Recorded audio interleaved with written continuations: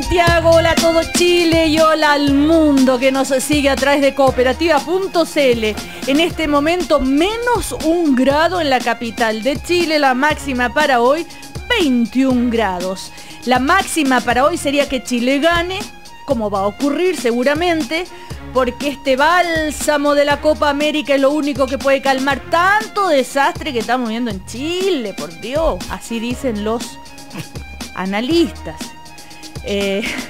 Vamos a ver si nuestros analistas del primer café coinciden. Estamos con Patricio Zapata. ¿Cómo está, don Patricio? Bien, buenos días, Cecilia. Este demócrata cristiano, calmo, reflexivo. ¿Eso qué fue? No, es que no se buscaba el adjetivo para describirlo, ¿ah? Él es presidente del Centro Democracia y Comunidad. Estamos también con el director ejecutivo de Libertad y Desarrollo, Luis Larraín, que estamos descansando, ¿no es cierto, Luis Larraín? De todos esos nervios que nos produce siempre la Católica. Esto es un reposo. Pero ahora estamos con Chile, así sí, que... bueno, pero eso es a todo por igual. Así es, claro. Así es. Hola Cecilia, buenos días. Y le damos la bienvenida a Ernesto Tone, que se dignó a volver de la Ciudad Luz para estar con nosotros. El doctor en Ciencias Políticas de la Universidad de París le fue a dar clases a los parisinos, les fue a comentar: Monsieur, Madame, le Chili, c'est un bordel. Llame. ¿Cómo estás, Ernesto? Muy bien, Cecilia, muy bien. De estar acá de vuelta, bueno, qué bueno. Y el fútbol, bueno, me acordé de ti, Ernesto, el sábado, porque dije, el empate de Argentina es como una especie de wanderismo. Claro. ¿Cómo sería el wanderismo? Perder cuando va a ganar. Claro, esas cosas que le pasan a Wander, ¿no? Y llega mal. O esas cosas que le pasan a Wander. Claro. Bueno, ¿qué esperan para esta noche? No sé cómo están conectados con la Copa América. ¿Qué les pareció el primer partido, la inauguración? O más que la inauguración, todo lo que había ahí, la connotación política incluso que se le dio, las fotos de la presidenta con los jugadores en el camarín después, ya. A ver, mira, Luis Larraín. Yo creo que los chilenos estamos muy expectantes, muy futbolizados y muy esperanzados con nuestra selección. Fue un partido un partido interesante, nervioso. Chile no jugó tan bien, pero sí supo hacer los goles cuando correspondía. Estamos viendo en esta Copa América que todos los partidos son difíciles y de pronóstico reservado, incierto, porque la verdad es que ha habido sorpresas, ha habido otros como Brasil que ganaron con mucha dificultad. Y respecto al ambiente que rodeó el partido, yo fíjate que no vi mucho, hay mucha gente que trató de darle connotaciones políticas, sí, que la van a pifiar, que no van a pifiar, que la foto con ellos.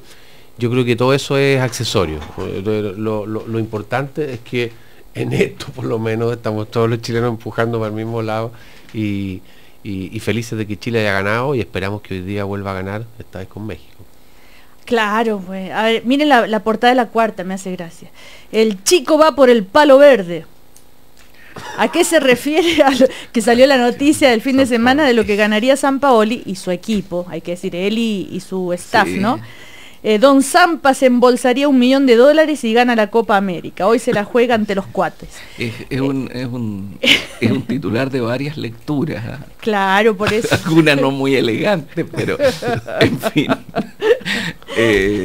Está bien, divertido. Bueno, y... recuerda los viejos títulos del Clarín. Claro, bueno, La Cuarta es magnífico para titular, ¿no? Y... más allá de lo que ganan, si cuánto puede influir los triunfos de Chile en el clima país, en el estado de ánimo. Algunos dicen, claro, esto viene a tapar todos los problemas, otros dicen, no, ¿saben qué? Pasémoslo bien, necesitamos en Chile una especie de bálsamo, algo para levantar el ánimo, Hoy estoy con el hoy día me... Sí, Ernesto. Mira, yo esas cosas nunca resultan, ¿eh? Esas cosas de decir con esto se tapa lo otro y con esto la gente deja de pensar en sus problemas.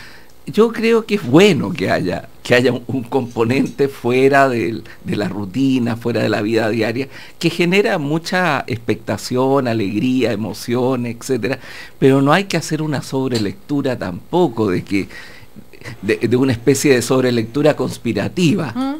¿Ah? Que con esto alguien está pensando en algún lugar que se arregla. No, yo no creo que esto vaya a influir fuertemente en las encuestas, ni en la opinión de la gente, ni en los problemas de la gente. Yo estoy de acuerdo con Luis de ver esto, porque hay como una tendencia a leer todo con un prisma político o estrecho. No, la vida tiene otra área. La vida tiene otros elementos, muchos otros elementos. Y uno de ellos es esta diversión que es el fútbol, que es un juego muy seguido, que emociona a millones de personas. Y qué bueno que esté, qué bueno que haya, pero yo no creo que haya que darle una connotación política. Ahora, una connotación mafiosa sí se le ha dado. No, eso lo tiene, pero ahí hablaríamos de toda una cosa que es la FIFA, la industria del fútbol, los problemas que han tenido algunas federaciones europeas. Yo vengo saliendo de ver problemas terribles, todo lo de acá es un juego de niños. Entonces, yo te diría, no, al lado de eso, son cantidades, porque son cantidades enormes y son arreglos de partidos y cosas muy feas. Sí. Lo que es bueno siempre poner las cosas en perspectiva en ese sentido. Y yo creo que hay una cierta autonomía. Yo me recuerdo que cuando estaba en el exilio, siempre había una discusión cuando jugaba la selección chilena de quien estábamos exiliados. No sabían en el si tiempo de la dictadura. No. Decíamos no, porque si habían quienes decían no, porque si gana Chile, esto va a ser bueno para la dictadura. Pinochet va a ganar. Cuando tú te ponías frente al televisor, lo único que querías era que ganara Chile. Se acababa toda reflexión de otro tipo. Sí. Entonces, ¿sabes, Cecilia? Es súper bueno separar áreas de la vida humana y de la vida social. Yo creía que todo era política. No es así, afortunadamente. Si no estaríamos todos más rayados de lo que estamos. Patricio Zapata. Yo me quiero sumar a la idea de que la vida tiene distintas dimensiones, gracias a Dios, y a veces quizás incluso puede ocurrir que algún auditor de un programa como este piense que los que venimos acá o estamos todo el día obsesionados por la política, o estamos todo el día obsesionados por el fútbol, y la verdad es que yo creo que la salud mental pasa justamente por tener distintos intereses y no mezclarlos siempre. Es cierto, fíjate, es cierto que han habido ciertos hitos deportivos en la historia, ciertos hitos muy especiales que han tenido un impacto cultural y político. O sea, estas cosas a veces se comunican. Estoy pensando lo que fue, por ejemplo, hay películas sobre eso, lo que fue para Sudáfrica, que después del apartheid, el equipo integrado de rugby sudafricano ganara un mundial. Estoy pensando lo que fue para Alemania, después de la Segunda Guerra Mundial, con el país devastado y destruido, que ellos hubieran ganado el Mundial del 54. Y lo que fue que los atletas negros tuvieran un triunfo enorme en la plena Alemania nazi. Exactamente. Hay momentos así que adquieren una simbología también política. Exactamente, hay hitos. Pero fíjate que la verdad de las cosas es que es bien difícil que un éxito deportivo en general tape o borre otros problemas. Fíjate que aquí en Chile mismo tenemos una experiencia.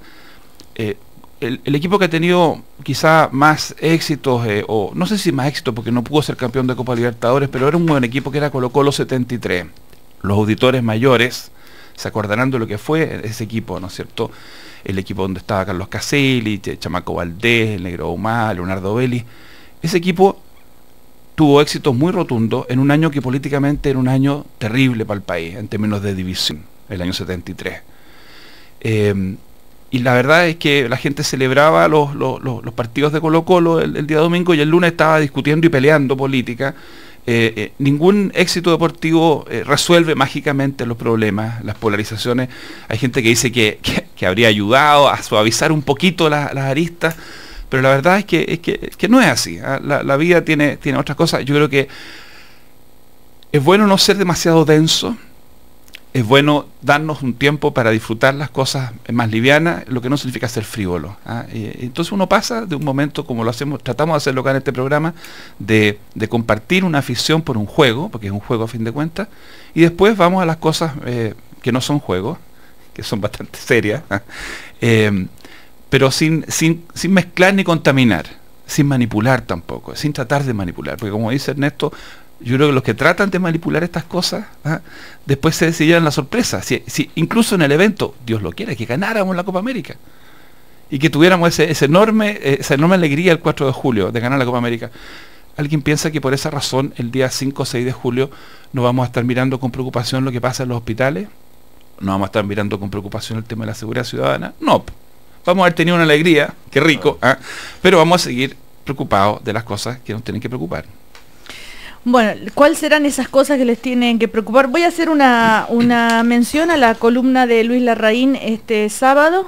No va más. El radical programa de transformación de la sociedad chilena no se sustenta, mal concebido y peor ejecutado, ataca al corazón de la clase media chilena y pretende imponerle cosas que la mayoría no quiere. Su proyecto era distinto, una sociedad socialista en la que pudieran administrar de manera permanente el aparato de Estado. Idearon entonces un plan para cambiar Chile de manera radical. Bueno, y hay toda una crítica muy profunda a lo que está pasando con Bachelet. El programa de Bachelet se ha derrumbado, dice Luis Larraín.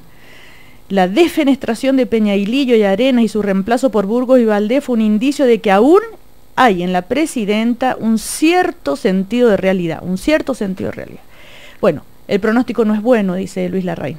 ¿A dónde vamos a ir a parar? No, bueno, es mi opinión. Sí, claro, si es una columna de Luis Larraín. Pero la verdad es que hoy día no es una opinión tan aislada. No. Yo he visto otras opiniones de gente que se sitúa en diversas partes en el espectro político chileno, o que son independientes, que han sido muy críticos para el gobierno. Lo que uno advierte es que efectivamente la primera etapa de la nueva mayoría fue muy conflictiva y provocó una serie de problemas. Y en definitiva, por esa y por otras razones, salió el ministro Peñailillo. Y uno de alguna manera, la expectativa que tiene como observador es que el cambio signifique que un nuevo equipo empieza a conducir las cosas en el gobierno en una determinada dirección, con un cierto objetivo y todo lo demás. La impresión que tengo yo, después de un mes de este cambio, después de haber escuchado a los ministros Burgos y Valdés en un evento de ICARE, es que ellos manifiestan buenas intenciones, pero ninguna estrategia para cambiar las cosas. Y por ahí dicen, digamos, de que no se puede pretender, incluso se califica muy duramente a quienes pretenden que cambien los resultados de lo que se hace sin cambiar nada de cómo se hace. Entonces, la verdad es que uno no entiende qué es lo que pasa en el gobierno, porque efectivamente Burgos y Valdés por lo menos no muestran cuál es el plan que ellos tienen, cuál es la estrategia que ellos tienen, qué cosas van a hacer distintas. Y eso yo creo que de alguna manera se está manifestando y se está instalando. Ernesto Tone, aunque viene llegando, imagino que... Sí, tengo una opinión frente al razonamiento que hace Luis. Yo no estoy de acuerdo con ese razonamiento, por cierto. Mira, pero ¿en qué no estoy de acuerdo? Es eso lo que quiero precisar.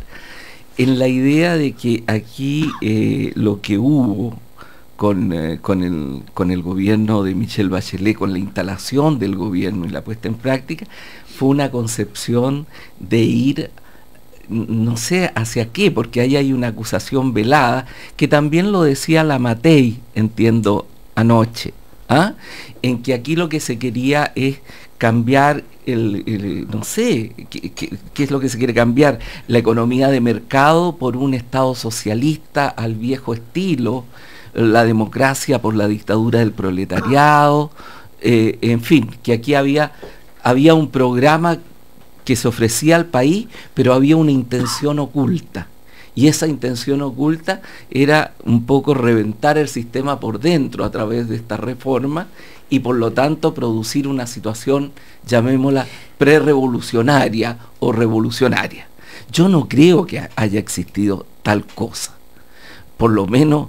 Pero la reforma tributaria, la reforma educacional, la nueva constitución, todo eso no es, son reformas estructurales, como dice todo el mundo, pero no significa cambiar el modelo. Pero no significa para nada, porque cambiar, yo de modelo no me gusta hablar, tú sabes, Cecilia, porque es una palabra compleja desde el punto de vista de entender de qué estamos hablando. Lo que yo te quiero decir es que todos los países de economía de mercado que existen hoy día desarrollados tienen una estructura tributaria más fuerte que la de Chile. Tienen sistemas educativos que son o sistemas mixtos o sistemas públicos, etcétera. Y tienen también desde el punto de vista de la constitucional, constituciones más modernas y con un origen. Yo lo del origen, el origen es histórico, es de la transición, no soy partidario de hacer un fetichismo de esto, pero ninguna de las propuestas que hizo Michelle Bachelet para llegar al gobierno son propuestas revolucionarias. Bueno, eso, perdón, son propuestas reformadoras. Yo creo que ahí está toda la discusión, o sea, Luis Larraín. Yo creo que el reproche que hubo en el gobierno de la nueva mayoría a la concertación, a 20 años de gobiernos de la concertación, fue justamente que administraron un modelo capitalista que no representaba lo que este nuevo gobierno, que era la nueva mayoría y Michelle Bachelet en esta segunda opción, quería para Chile. Ellos querían para Chile una cosa radicalmente distinta. Y yo creo que se metieron en un zapato chino porque vendieron la idea, la ilusión a la mayoría de los chilenos, que fue quien los apoyó, que esto era solamente cuestión de voluntad, que en 4 años se podía cambiar radicalmente la situación de los chilenos y que la desigualdad podía disminuir. Yo lo dije desde el primer día, yo creo que cuando termine el gobierno de Michelle Bachelet va a haber más desigualdad en Chile que cuando empezó. Entonces fue una promesa insensata. Tú dices fue una promesa temeraria. Así es. Bueno, así es. Yo no hablo de revolución, nunca he usado esos términos. A ver, veamos, discutamos esto. Va a entrar seguramente Patricio aquí en la discusión, pero por ahora está escribiendo seriamente, o sea, va a entrar con una opinión muy sólida. Pero yo lo que quiero señalar es lo siguiente: a Chile, Michelle Bachelet no le ofreció un programa revolucionario, no le ofreció un cambio de la economía de mercado por otro tipo de economía. Los países que han tenido estos procesos reformadores, que han constituido lo que se llama todo el proceso del estado de bienestar, de la generación inclusiva, etcétera, son países que tienen una economía de mercado. Nunca se ofreció aquello. Entonces el problema es, yo creo, en que pensar que en 4 años reformas que son de largo aliento, como la reforma educacional, las reformas educacionales son extraordinariamente complejas y difíciles en todas partes del mundo y tienen un crecimiento de 20 años para poder tener efecto. Entonces esta idea del apuro, de la retroexcavadora, etcétera, yo creo que es una interpretación que no pertenece necesariamente a ese programa. Ahora, es cierto que han habido dentro de la nueva mayoría sectores que han tenido una lectura, a mi juicio, equivocada de la sociedad. Ellos veían en los movimientos de masa, en los movimientos en la calle, como una especie de representación de un deseo de transformación revolucionaria. Y yo creo que nunca en Chile existió una situación prerrevolucionaria, que no existe una situación prerrevolucionaria y que no va a existir una situación prerrevolucionaria. Pero cuando vemos los profesores en paro, apoyados por los estudiantes y que quieren ir más allá... Si en Europa también hay movimientos con estudiantes y profesores y todo lo demás, eso no es parte de la revolución, es parte del funcionamiento de la democracia. Ahora, yo creo que han habido problemas evidentes de conducción de este gobierno de las reformas. Y ahí yo soy crítico. Y tengo muchas críticas a cómo el gobierno está conduciendo sus reformas. Patricio Zapata, vamos, ya son las 25 y usted todavía no ha hablado. Estaba escuchando atentamente. Mira, yo creo que es bueno hacer un poquito de historia. Lo que fueron los 20 años de la Concertación. Yo tengo un diagnóstico positivo. Yo creo que fueron años muy buenos. Pero junto con hacer esa afirmación, yo reconozco que ya en la última etapa de esos años se estaban evidenciando situaciones nuevas, cambios nuevos. Habían maneras de hacer las cosas que estaban mostrando crecientemente inadecuación, se estaban mostrando como insuficiente. Se estaba incubando un anhelo de más cambios más rápidos, más profundos. La acción política supone tener la capacidad de ser abierto y sensible a esos procesos. No porque algo se haya hecho bien el año 90 o el año 95, y yo lo voy a decir una vez más. Yo trabajé con mucho orgullo en el gobierno de Patricio Aylwin y admiro enormemente a alguien como Edgardo Benninger y creo que se hizo una contribución inmensa al desarrollo. Cosas que se hicieron muy bien entre el 2000 y el 2006. Por supuesto, y también ahí hubo gente muy valiosa. Pero eso, entre el 2006 y el 2010, pero eso, y entre el 2010 y el 2014. Pero eso, por supuesto. Pero eso no significa por supuesto que uno deba proyectar indefinidamente esa manera de hacer las cosas. Perdón, Patricio, porque además la sociedad cambiaba. Por eso. Y cambiaba para mejor, entonces, para mayor exigencia. Entonces, había que hacer eso. Entonces, esa capacidad de leer, de observar. Pero eso tiene que ir acompañado, y lo hemos conversado tantas veces acá, de también una fuerte capacidad de liderazgo. Esto no es solamente escuchar, también es conducir. ¿Y a quién le falta el liderazgo? Yo creo que nosotros como centro izquierda, para usar un concepto amplio, concertación, nueva mayoría, hemos estado haciendo el esfuerzo de leer lo que está pasando en la sociedad, pero nos ha fallado bastante esa otra dimensión que consiste a veces en plantear con forma más crítica, en forma más asertiva, cuáles son las miradas que uno tiene.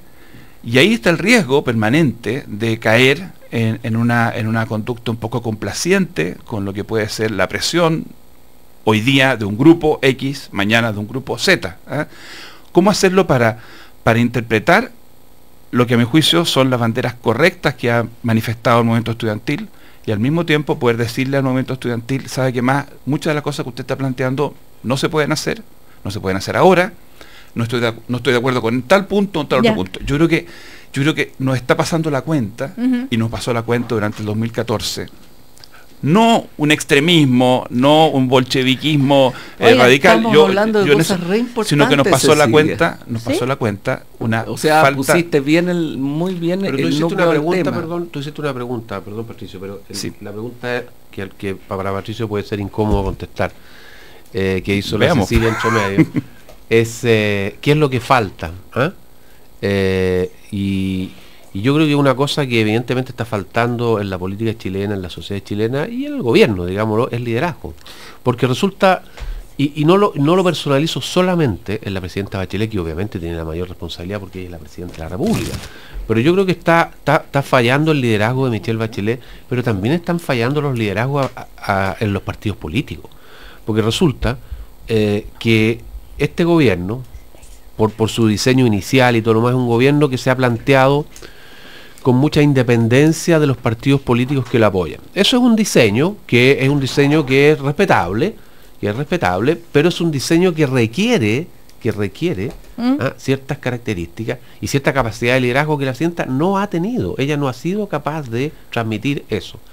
Y enseguida las directivas de los partidos políticos de la nueva mayoría tampoco han colaborado mucho, porque bien han exacerbado el tema de la retroexcavadora, o bien no han tenido una posición o han tenido una posición ambigua, y en definitiva tenemos este panorama que hay hoy día en que no se sabe para dónde va el gobierno. Y yo era muy crítico a la labor del ministro Pañailillo, pero yo más o menos intuía y creía saber hacia dónde iba el ministro Pañailillo. Luis, hoy día no tengo idea para dónde va el gobierno. Súmale a eso la existencia de una oposición que está en el suelo, que es incapaz de jugar su papel, etcétera. O sea, toma al país en su conjunto también. Yo creo que es parte, digamos, en una democracia, tú no puedes hablar solo de quien gobierna, sino del conjunto de las fuerzas que son partes del sistema político. Claro, pero hay uno que tiene una responsabilidad principal. Pero ¿a quién le falta el liderazgo? Eso y nos vamos a comercial. Lo que yo quiero decir es lo siguiente. Yo creo que Ernesto Tone. Yo creo que en la puesta en estado de la reforma, la gestión de las reformas, la orientación de las reformas, requieren una dirección reformadora. Y esa dirección reformadora, cuya responsabilidad principal está en el gobierno, no ha sido buena. O sea, el ministro Eizaguirre no lo ha hecho bien. Mira, jamás yo voy a pero es que ¿cuándo van a empezar a decir la verdad, digo yo? Pero no, es que no, tú no me puedes decir que no estoy diciendo la verdad. No, en el sentido de decir con nombre y apellido. Es que no, la verdad no es un nombre y un apellido. ¿Qué es? La verdad es una acción. La verdad es una acción. Y yo de lo que estoy hablando no es de la responsabilidad de una persona.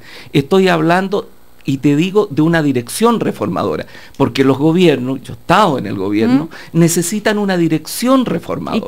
¿Y quién da esa dirección? Lo entrega el gobierno en su conjunto y el presidente de la República. En Chile, que es un país presidencial. Tiene que medir, bueno, yo voy a hacer tales reformas, tengo fuerza para ir hasta acá. Tengo recursos para ir hasta allá. Tengo que ir generando cada vez que hago una reforma un lugar de apoyo. ¿Quién mide ese campo de fuerzas? Perdona que hable con palabras sin nombre y apellido. ¿Quién mide ese campo de fuerzas hoy día? Yo no lo veo. ¿Quién debería medirlo? Debería medirlo el gobierno. Yo no sé quién es, a través de qué estructuras, de qué forma, etcétera. Pero se requiere una estrategia reformadora. Y esa estrategia reformadora falta, como dicen los franceses, cruelmente. No es posible verla. Y por eso tú tienes que en un proceso de educación, en un proceso de reforma educativa, tú tienes que se genera un problema por el corte donde tú vas a hacer, ¿no es cierto?, estas formas de gratuidad de un porcentaje de la población. La forma como tú cortaste fue una forma que a mi juicio está equivocada. Segundo, tú generas una situación con los profesores. Yo ahí estoy mucho más cerca de lo que ha estado haciendo el ministro, pero nosotros sabemos que en todo el mundo los sindicatos de maestros son tremendamente conservadores. Los sindicatos de maestros, por razones también reales, se defienden de los cambios. Vamos a ir a comerciales, por favor. Son las 9:33 minutos. Recordemos que sigue el paro de profesores, a pesar de que la semana pasada el ministro y la Comisión de Educación se allanó a suspender la votación por una semana para seguir discutiendo. Hoy van a la mesa de discusión el presidente del sindicato y que pedía que también asistiera el ministro Eizaguirre. El ministro era como, bueno, si va el ministro vale, si no va el ministro no vale. Según parece que el ministro tal vez en algún minuto se aparezca por ahí, pero también se pone en duda la representatividad de Gajardo, porque según parece él en la mesa llega a un acuerdo, pero cuando se lo consulta a las bases no lo sostienen. Entonces al final Gajardo, ¿para qué va a discutir si después las bases lo contradicen? Es la pregunta que se hacen algunos también. Vamos a comerciales. Nos acompaña la Universidad Alberto Hurtado. Un 2,2% de las estudiantes que se matriculan en las universidades del Consejo de Rectores están embarazadas o son madres solteras. El libro Sexualidades y Evangelio, editado por la psicóloga Carmen Reyes y el filósofo Samuel Yáñez, dedica un capítulo completo a cómo enfrentar la sexualidad adolescente desde el rol acogedor del amor y la fe. Café. La publicación, disponible en librerías, es del sello Ediciones Universidad Alberto Hurtado. Cambia el mundo, Universidad Alberto Hurtado. Comerciales y seguimos con el primer café. Patricio Zapata, Ernesto Tone, Luis Larraín.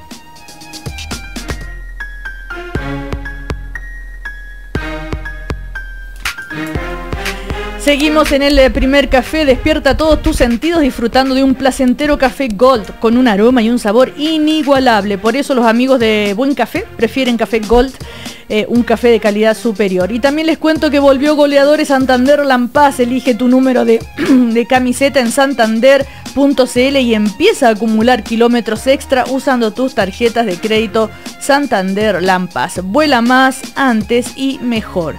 También contarles que ya está listo nuevo edificio de Clínica Tabancura, que es un edificio moderno con más habitaciones, pabellones y más de ese cariños que las familias merecen. Clínica Tabancura crece para abrazarte mejor. Y Acer ha creado el nuevo tablet Acer W1 con Windows 8 para que puedas llevar a cabo todas tus ideas, porque en Acer hacen las cosas para que los que buscan hacer ahora. Acer con Windows 8 trabaja mejor, diviértete más. Son nuestros auspiciadores del primer café. Ernesto Tones, Patricio Zapata, Luis Larraín. Patricio Zapata tiene la palabra. A ver, volvamos a lo que estábamos conversando sobre en qué estamos, por qué este nivel de confusión. Yo decía que entender lo que está pasando en nuestro país es una parte del problema. Apertura mental para ver, para observar. Y la segunda parte del problema es tener liderazgo para llevar adelante una acción definida. Que la nueva mayoría lo haga es difícil, primero porque es una coalición muy heterogénea. Eso lo sabíamos desde antes. Sabíamos que iba a ser difícil, pero yo por lo menos sigo pensando que para los problemas bien de fondo que tiene el país, bien valía la pena hacer el esfuerzo de ampliar la nueva mayoría. Y no he cambiado de opinión todavía sobre ese punto. Yo creo que siguen habiendo buenas razones para hacer una apuesta por una coalición amplia, pero claro, es tan heterogénea esa coalición que requiere un liderazgo y una claridad que no hemos tenido. Vamos al segundo punto. Tiene razón Luis, los partidos deberían jugar un papel más importante. Los partidos tienen que jugar un papel más importante y no lo están jugando. Y no lo están jugando en buena medida porque los partidos políticos, voy a hablar solamente de la nueva mayoría, no voy a hablar de la derecha, siguen teniendo los mismos problemas de debilidad que tenían el año 2008-2009 cuando perdimos el gobierno. ¿Qué es lo que debió haber pasado en una democracia, digámoslo, que funciona bien? La alternancia, es decir, el triunfo de la derecha debió haber sido la oportunidad y el dinamizador de un esfuerzo de renovación de los partidos de la centroizquierda. Aquí lo que debió haber pasado es que tú tienes el triunfo del otro, gana Sebastián Piñera, hace un gobierno, debió haber sido un gobierno que tuviera, no sé, una sucesión. Lo lógico después de 20 años de un grupo es que tú tengas, pero eso no pasó. Sabemos que no pasó porque el gobierno de Piñera leyó menos bien todavía, o peor todavía, lo que estaba pasando en Chile. Entonces la concertación vuelve al gobierno, tempranamente, uno podría decir, sin haber hecho el esfuerzo que hacen las coaliciones que pierden una elección. O sea, el Partido Laborista acaba de perder una elección en el Reino Unido y no te quepa ninguna duda que va a venir un periodo muy duro, muy difícil, en que van a sacar gente, van a hacer una revisión autocrítica dura, de manera que la próxima vez enfrenten a la ciudadanía con una cara más limpia, con una mirada más precisa, más certera. Nosotros como Concertación, la verdad es que no hicimos eso, volvimos al gobierno prácticamente los mismos, y estamos pagando la debilidad de los partidos. No lo digo yo, lo dicen los propios presidentes de los partidos, cosa de escuchar hablar antes a Osvaldo Andrade, escuchar a Jaime Quintana, partidos súper débiles, que se aferraron a la presidenta de la República como vehículo para volver al poder, la ungieron, la esperaron. Ella hasta el momento no ha podido tampoco arbitrar esas diferencias. Hay cosas que se han estado chuteando, hay cosas que se han hecho. Todo lo anterior está en el plano de lo negativo. Y ahora decir una cosa distinta a la que decía Luis. Yo creo, sin embargo, que haber abordado ciertas reformas era importante y era imprescindible. Yo creo que no podíamos volver a hacer una reforma tributaria como las que hacíamos antes, que básicamente consistía en subir el IVA 1, 2, 3 puntos. Había que hacer una cuestión más redistributiva. Y había que hacerla primero porque había que financiar un tremendo esfuerzo en educación, sino porque además el sistema tributario chileno no estaba contribuyendo a la equidad. Segundo, habían cuestiones que no podíamos seguir postergando. Yo me alegro que el año pasado, por ejemplo, finalmente hayamos hecho cosas que quizás a los auditores no les interesan demasiado, pero creo que son importantes para la democracia. Que los compatriotas que están en el extranjero puedan votar. Eso costó mucho y lo pudimos hacer. Terminar con el sistema binominal. Yo le veo al proyecto de reforma laboral cosas que son valiosas, en las que yo creo. Tampoco son todas novedades. Muchas de las cosas que se están proponiendo se proponían antes. Lo que pasa es que no se podían llevar adelante porque habían senadores designados, porque había un veto de la oposición. Terminar con el reemplazo puede ser una mala idea. Luis me puede decir, Pato, es una pésima idea no permitirle al empresario reemplazar, pero no me puede decir que es una idea que nunca antes la formuló un gobierno de la Concertación. Lo que pasa es que no habían los votos, entonces se llegaba a fórmulas intermedias, como por ejemplo que hubiera que pagar una cantidad para poder operar el reemplazo. Y esa fue la base, Patricio, del éxito que tuvimos en Chile durante los últimos 20 años, que las cosas fueron matizadas, entre las propuestas que había, la reacción que había, y finalmente logramos construir una sociedad que yo creo que funcionó razonablemente, que tenía muchos problemas, pero si hoy día sin el contrapeso de una oposición fuerte en el Congreso, se tratan de hacer este tipo de cosas y tienen los efectos que tienen, porque hay que decirlo. O sea, en la reforma tributaria tú dices, qué bueno que contribuye a la equidad. No va a contribuir a la equidad. ¿Cómo va a contribuir a la equidad si no estamos creando puestos de trabajo? ¿Te fijas tú? Eso es lo que más afecta a la gente. Bueno, mira, digamos que la diferencia, esa es una interpretación, y es una interpretación que no tiene ningún elemento empírico para que nosotros podamos decir que en 4 años, 5 años no va a contribuir la reforma tributaria a una mayor igualdad. Que aumentar la carga tributaria en 3 puntos del PIB tiene efectos sobre la inversión y sobre el crecimiento. Eso es un hecho.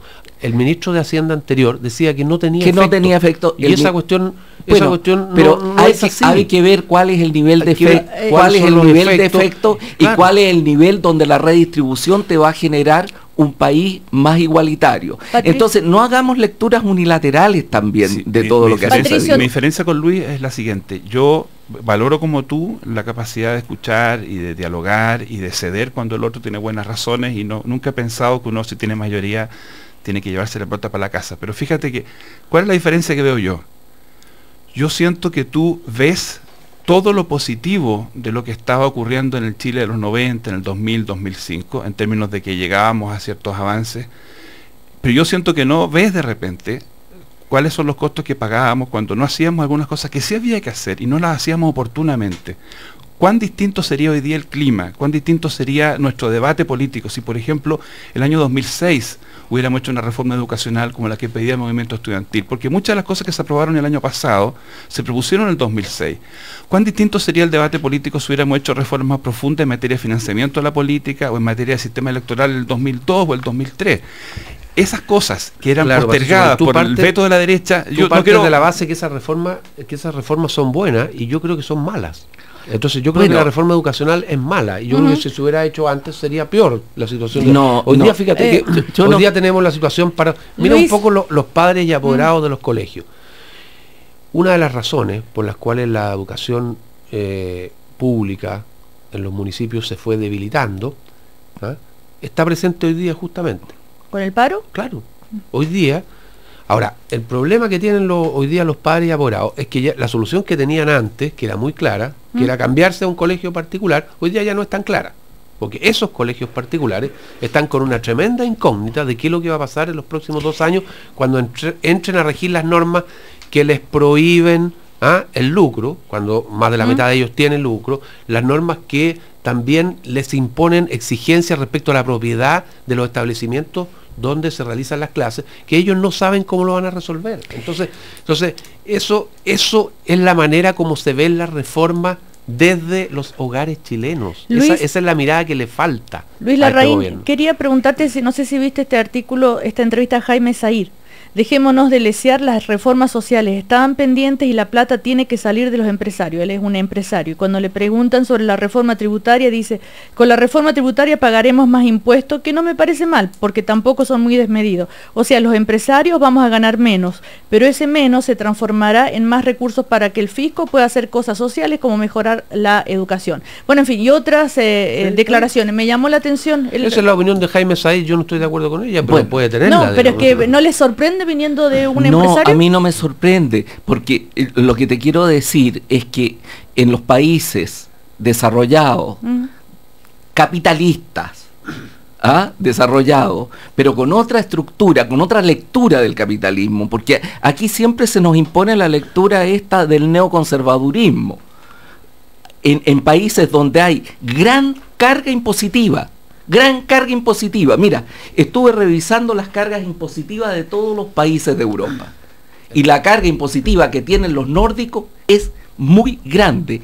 Y esos son los países con la mayor competitividad en el mundo. Pero la pregunta, Ernesto, es la qué mayor nivel de carga tenían cuando tenían nuestro nivel de ingresos. Me preocupé de eso. Me preocupé porque tú siempre me dices eso. Claro, y me preocupé de ver cuando tenían el PIB per cápita que tiene Chile hoy día, tenían una mayor carga tributaria que la que tiene Chile hoy día. Es decir, son sociedades que han podido desarrollarse con más igualitarismo y con mayor capacidad de competitividad. Por eso las reformas en sí son necesarias. El problema es que tienes que tener un sentido de la realidad para hacerla con apoyo de los distintos sectores sociales, no zigzaguear con las reformas, no poder hacerlas todas al mismo tiempo y en todos los planos, es decir, buen gobierno. Otro tema de los economistas que llamó la atención este fin de semana, más de 50 economistas defienden nueva constitución y dicen que con esta se potencia el desarrollo del país. Expresan que el plebiscito, el camino que garantiza un proceder justo y permite un debate público. Bueno, llama la atención que 50 economistas, entre ellos French Davis, por ejemplo, y otros más, que firman este manifiesto, académicos de la UDP, de la Católica, en fin, y este grupo de economistas se ha propuesto, junto con la publicación del manifiesto, animar el debate a través de coloquio, en fin. Claudia Sangüesa dice, por ejemplo, nosotros y nosotras como economistas no podemos guardar silencio en un momento tan crucial como este. Lo que nos importa marcar es la relación virtuosa entre más democracia y desarrollo económico. También llamó la atención. Te cuento lo que a mí me llama la atención también. Sí. Para que cada uno llame la atención en lo que a mí me parece. No, sí la conozco. La conozco la conozco perfectamente. Y me parece bien. El problema es cuando caemos en el fetichismo constitucional, que creyendo que la transformación de la Constitución va a significar que se resuelvan todos los problemas. Yo no estoy ni por el fetichismo constitucional, ni porque no haya una reforma constitucional. Y no hay por qué darle a la reforma constitucional ese sentido de una gravedad donde se va a producir una situación de disfuncionamiento de la sociedad. Se puede hacer, porque no es que todo y cada cosa tenga necesariamente que cambiar. Y en ese sentido sí, son buenas las declaraciones que hizo Burgo y que hizo el ministro de Hacienda, en el sentido del derecho de propiedad, que es lo que más le importa a un sector de la sociedad. Patricio Zapata, como abogado constitucionalista. ¿Qué opina de los economistas? Los economistas constitucionalistas. Claro. No, yo... ¿No te llamó la atención? Me pareció súper buena la declaración. Yo la comparto plenamente. No tiene nada de grave. La comparto mucho. Además que tiene una virtud, porque enfatizan, reconocen que efectivamente hay un cierto costo, hay una cierta incertidumbre cuando uno se pone a discutir una nueva constitución. O sea, no niegan una cosa que es evidente. Pero ahí, frente a la incertidumbre, caben dos alternativas. Cualquier incertidumbre significa que yo no hago los cambios, es una manera de reaccionar. Y la otra es, bueno, asumo la obligación y la responsabilidad de hacerlo de una manera eficaz y eficiente. yo siento que los economistas están pidiéndole al gobierno y están pidiéndole a los partidos de la nueva mayoría, y yo creo que también a los partidos de derecha, que asuman esto con el mayor nivel de seriedad y responsabilidad. Si vamos a empezar el proceso constituyente, yo creo que es súper importante que antes que llegue septiembre, el gobierno empiece a bajar ciertas líneas. De manera que no sea un ejercicio al que uno se lanza sin ningún tipo de carta Gantt, sin ningún tipo de referencia, sin ningún tipo de objetivo. Es súper importante, justamente, para que nosotros equilibremos ese grado de incertidumbre, que es, a mi juicio, conveniente a la hora de pensar en un país que avanza. O sea, tú no puedes jugar al inmovilismo, creo yo. Los países que están hoy día enfrentando los problemas, los países como el Reino Unido, no niegan los cambios, los hacen. Lo hacen bien. Negarse a los cambios es una mala receta. Bueno, Luis Larraín. Yo como economista puedo opinar sobre lo que dicen estos 50 economistas. Ellos tienen obviamente derecho a tener su opinión. Creo que no es una opinión generalizada entre los economistas y por eso llama la atención. Claro. Y yo creo que juntamos bastante más que 50 economistas que dirían lo contrario. Pero bueno, ellos tienen derecho a decirlo. Pero llama la atención, por eso. Llama la atención. Depende de dónde lo junte. Entonces, ahora, que yo obviamente que uno se hace una mirada al tema, yo tendría que estar de acuerdo con lo que dice Ernesto en el sentido de que uno no puede, por principio, por una posición, digamos, inicial, decir no puede haber cambio a la Constitución. Los países tienen constituciones y hacen cambios a la Constitución. Lo que a mí, de alguna manera, me revela es que se quiera hacer creer a los chilenos que aquí está la nueva bala de plata. Miren, señor, no nos resultó con el tema de la reforma tributaria, de la reforma educacional, pero ahora sí, vamos a cambiar la Constitución y ahora sí este va a ser un país más igual, digamos, no va a haber abuso. No es así, no va a ser así, porque ese tipo de cosas se construyen con mucho esfuerzo y con muchos años. No se trata, digamos, de que yo voy a cambiar las cosas. Eso es como un voluntarismo, como decir, mire, ¿sabe lo que pasa? Es que esta gente no quiere hacer esos cambios, ahora yo los voy a hacer. Yo creo que puede haber reformas a la Constitución. No creo en este fetichismo que se tiene que llamar, porque parece que, Ernesto, tú estuviste afuera un tiempo, pero acabas de cometer, digamos, un pecado, digamos, de jerga. Tú no puedes hablar de reforma a la Constitución. Hay que hablar de nueva Constitución. Si tú hablas de reforma a la Constitución, estás fuera de lo que dice el programa. El programa habla de nueva Constitución. Dígame a alguien que me explique a alguien cuál es la diferencia entre reforma constitucional y nueva Constitución. Tenemos un abogado constitucionalista acá. Pero una nueva Constitución es una Constitución a la que se le hacen cambios, digamos, respecto a la actual. Pero ese es el tipo de fetichismo. Una nueva Constitución surge de una reforma constitucional. Pero es que esos son los fetichismos, porque esto va a resolver los problemas de todos los chilenos. Y yo, la opinión que yo tengo sobre la política en general, es que los problemas de los chilenos los van a resolver sobre todo cada uno de los chilenos. Luis, y el gobierno puede ayudar, es cierto que puede ayudar, Luis, pero no les va a resolver el problema. Yo te tranquilizo de una preocupación tuya. Ernesto Tón. Respecto a eso. Es decir, yo no tengo ninguna religión, ni siquiera la del programa. Sí, ninguna, me he dado cuenta. Ninguna, no tengo la del programa. Entonces yo no creo que haya un Talmud, que haya un Corán o que haya una Biblia a la cual nosotros tengamos que responder a una verdad revelada. Los gobiernos se plantean objetivos y esos objetivos pueden ir cambiando si la situación cambia. Segundo, yo estoy completamente de acuerdo con lo que plantea Patricio, en el sentido que ayuda, que es bueno restringir el campo de la incertidumbre. Y por lo tanto, si tú vas a iniciar un proceso de cambio constituyente, que es una cosa que se está planteando desde hace mucho tiempo, es bueno que tú sitúes una estructura del debate, una propuesta de cómo se va a hacer, de los organismos que van a hacer esto, de cómo se va a encauzar la participación y cuál va a ser la temporalidad de esto. Patricio, nos quedan 2 minutos. Esto que estamos conversando, yo creo que no está en la categoría de los conejos que se sacan de un sombrero, sino que está en la categoría de las discusiones largas. Venimos discutiendo de nueva constitución por lo menos desde el 2009, por lo menos desde la campaña presidencial del 2009. Todos tenemos el perfecto derecho a estar de acuerdo o estar en contra, pero creo que es subestimar el fenómeno, pensar que es una cuestión a la que se echa mano con objetivos coyunturales o para tapar otras cosas o para conseguir otros fines.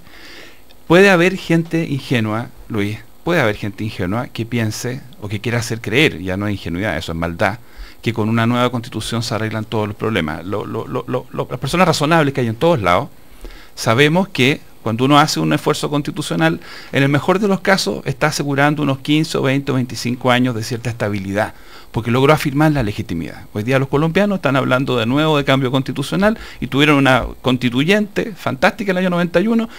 O sea, cuando uno es realista, pero yo te diría, mi punto, hoy día todos venimos con los celulares. Sí, y tú trajiste Indiana Jones. No, yo lo que quiero decir es, este tema de la nueva constitución Indiana Jones y la reforma constitucional es real. Llevamos 6 años discutiéndolo, se están publicando libros sobre el tema, se están haciendo asambleas, los estudiantes están yendo a foros.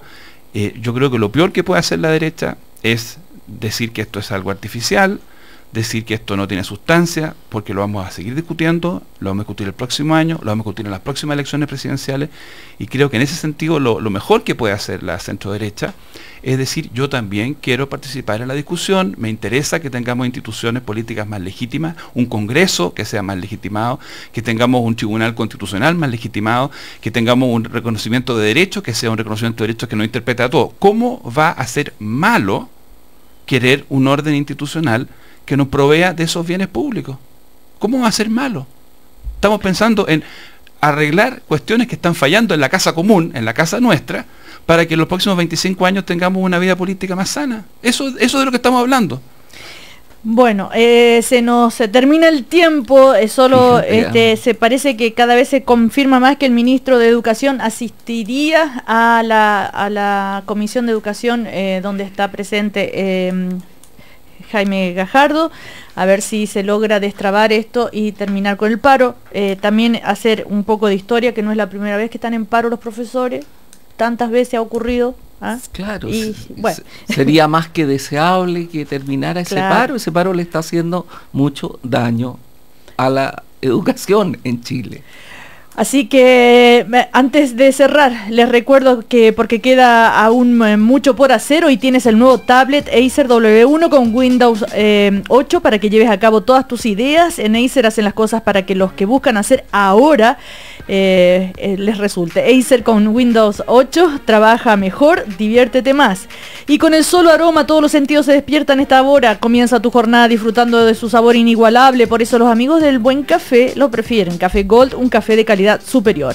También recordarles que volvió Goleadores Santander Lampaz. Elige tu número de camiseta en santander.cl y empieza a acumular kilómetros extra usando tus tarjetas de crédito Santander Lampaz. Vuela más, ANS y mejor. Y la Clínica Tabancura, que ya tiene un nuevo edificio con más habitaciones, más pabellones, más estacionamientos y como siempre más cariño y comodidad. Clínica Tabancura crece para abrazarte mejor. Patricio Zapata, Luis Larraín, Ernesto Tone. Que les vaya muy bien, que esta noche lo pasen súper bien con el partido. Y sigamos disfrutando esta fiesta, porque es una alegría, te digo, ver en nuestras ciudades a gente que se pasea con las banderas de Colombia, de Perú, de Bolivia, Brasil. Yo lo encuentro una cosa realmente bonita y por lo menos hasta el momento parece ser que hemos respondido a la idea de que somos acogedores con el extranjero. Ojalá que siga siendo así. Y viendo también tan buen fútbol, hemos visto a Neymar ayer, Neymar vimos también a un primer tiempo de Messi extraordinario. Se ha visto buen fútbol, se ha visto muy buen fútbol.